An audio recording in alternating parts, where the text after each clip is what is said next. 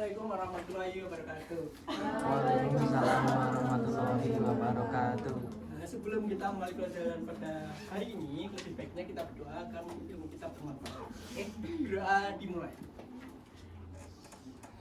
Doa selesai. Nah, apakah ada yang nggak masuk hari ini? Masuk semua. Oke, sebelum kita belajar, lebih baiknya kita siapkan dulu alat tulisnya. Nah, angkat ke atas kertasnya coba. Oke, udah mandi, udah siap. Sekarang kita akan belajar mengenai statistikan atau biopsarian. Nah, yang pertama yaitu diagram pancar. Nah, ingat nggak diagram pancar itu apa? Yang diajarkan oleh Kuning.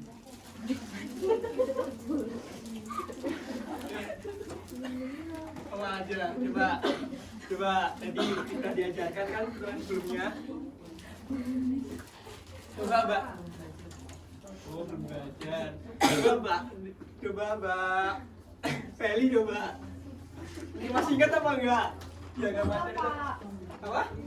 Ah, berarti enggak belajar itu. Wah.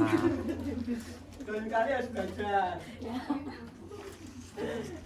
Untuk tujuan pembelajaran pada hari ini yaitu setelah diberikan data biopsarian numerik, studi mampu membuat diagram pancar dengan menempatkan variabel independen tepat tanpa kesalahan melalui analisis dalam konteks masalah. Nah, berdasarkan diagram pancar, studi mampu mendefinisikan pola hubungan positif negatif tanpa pola dan menjelaskan asosiasi antara variabel menggunakan bukti visual dengan argumen logis melalui evaluasi konsistensi data. Nah, untuk capaian pembelajaran yaitu pendidik mampu menggambar diagram pancar atau diagram pancar diagram. Nah, mengapa diagram pancar lebih efektif untuk menampilkan hubungan dua variabel numerik dibandingkan tabel atau diagram batang? Coba, Mbak. Saya coba. Mengapa diagram pancar itu lebih efektif dibandingkan diagram batang atau diagram tabel? Ya. Lebih mudah untuk dipahaminya. Oh ya. Karena bagus. Bagus. Udah berani menjawab itu kan? Kira-kira. Tepuk tangan dong. Nah, diagram ini lebih kayak tadi bilang Mbak saya tadi efektifnya itu lebih lebih mudah untuk menghubungkan antara dua variabel yang saling berkaitan. Sedangkan tabel itu hanya data numerik saja. Nah, jika Anda meneliti hubungan antara lama belajar dan nilai ujian, ya, mana yang menjadi independen dan dependen? Coba, Mbak. Mbak Zula, coba. Hubungan yang mana yang independen dan dependen antara lama belajar dan nilai ujian? Yang variabel independennya itu yang lama belajar. Terus? Yang dependennya nilai ujian. Nah, tepuk tangan buat Mbak. Nah, diagram pancar yang tadi dijelaskan Mbak Feli nggak belajar, perhatikan coba. Coba dibaca Mbak Feli coba biar tahu. Diagram pancar adalah diagram yang menunjukkan hubungan antara dua variabel kuantitatif atau data bivariat yang digambarkan dalam bentuk titik-titik atau poin dalam bidang kartesius. Ya, perlu diingat terus ya Pak. Ya Pak. Nah, coba sekarang teruskan dua pasangan titik-titik koordinat yang terletak pada bidang kartesius. Coba Mbak Tiana coba.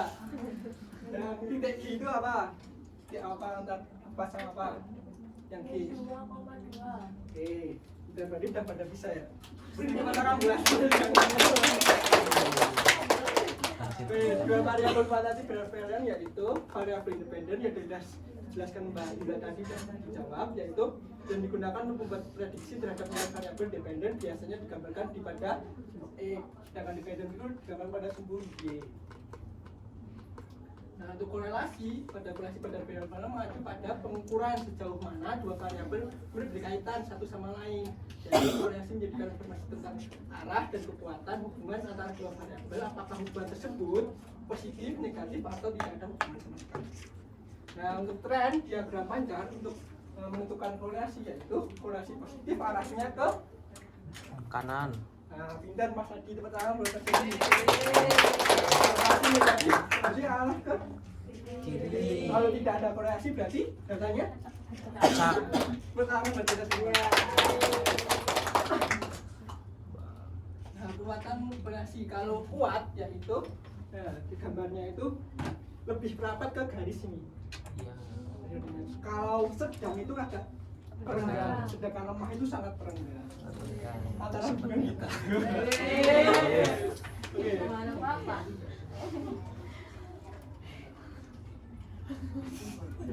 Kalau koreasi linear, yaitu hubungan linear terjadi jika titik-titik pada diagram pancar membentuk pola yang menyerupai garis lurus. Nah ini kan membentuk menyerupai garis lurus. Ya. Nah sedangkan kalau koreasi non linear itu selengkup, gitu ya. Enggak. Nah untuk sekarang ada soal. Nah untuk mencapai soal ini kita akan belajar mengenai KKPD agar bisa mengerti atau menjawab persoalan gimana. Oke untuk kelompoknya kan saya bagi menjadi 4 kelompok, yaitu kelompok 1, kelompok 2, kelompok 3, kelompok 4.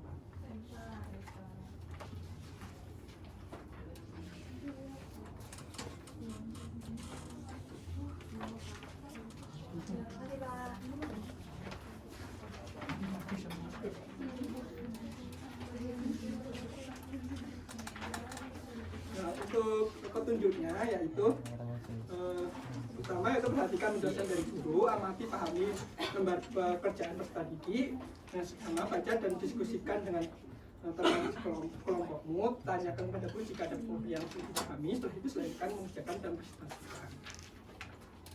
Untuk waktunya yaitu 45 menit, oke?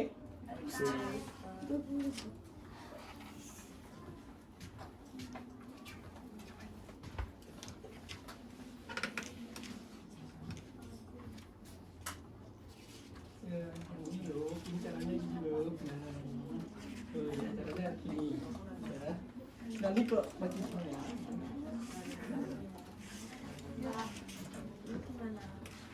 Yang mana?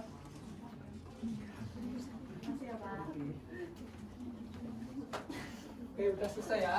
Salah satu bisa maju ke depan untuk presentasikan hasilnya. Coba kelompok 4. Coba untuk menanyakan semua ya, semua biar adil itu semua. Ayo Mas Nur maju nggak di belakang lah. Kelihatan ayo maju. Maju.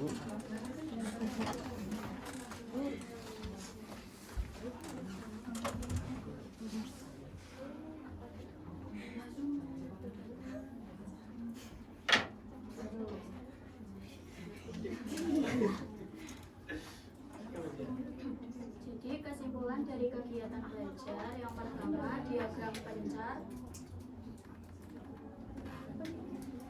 alat terbaik untuk menampilkan hubungan dua variabel numerik menunjukkan pola, tren, dan kekuatan korelasi positif atau negatif. Kesimpulan yang kedua, variabel independen atau X mempengaruhi variabel dependen atau Y. Yang ketiga, korelasi ditekankan dari pola titik data rapat atau kuat, menyebar lemah atau tidak tetap berkorelasi. Ini tepuk tangan untuk kelompok 4. Silakan dukungan. Terima kasih Pak. Nah untuk kesimpulannya bisa dibacakan salah satu coba kesimpulannya dibacakan Mbak Isna coba tadi suratnya itu kayaknya kurang semangat itu coba dibacakan. Kesimpulannya yang pertama, diagram pencar alat terbaik untuk menampilkan hubungan dua variabel numerik menunjukkan pola, tren, dan kekuatan korelasi. Lalu yang kedua, variabel independen X mempengaruhi variabel dependen Y. Lalu korelasi ditentukan dari pola titik data, rapat, menyebar, atau acak. Oke, terima kasih untuk Mbak Isna teman itu akan berbagi. Nah untuk kuisnya akan di scan nanti dikumpulkan ya. Untuk hasilnya besok saya umumkan. Nah untuk motivasi hari ini yaitu waktu tidak akan mengubah tidak bisa menjadi bisa, tapi tidak tindakanmu yang konsisten akan melakukannya. Berhenti menunda, mulailah belajar, gagal dan bangkitlah lagi. Ketidakbisaan adalah guru sementara selama kau mau bergerak. Jangan cukup sekian. sekian dari pelajaran Bapak. Bila ada kesalahan, mohon dimaafkan berkata atau perbuatan. Bila ada menyakiti hati kalian, mohon dimaafkan. Iya, Oke? Pak. Sekian, wassalamualaikum warahmatullahi wabarakatuh. Waalaikumsalam warahmatullahi wabarakatuh. Tepuk tangan buat kita.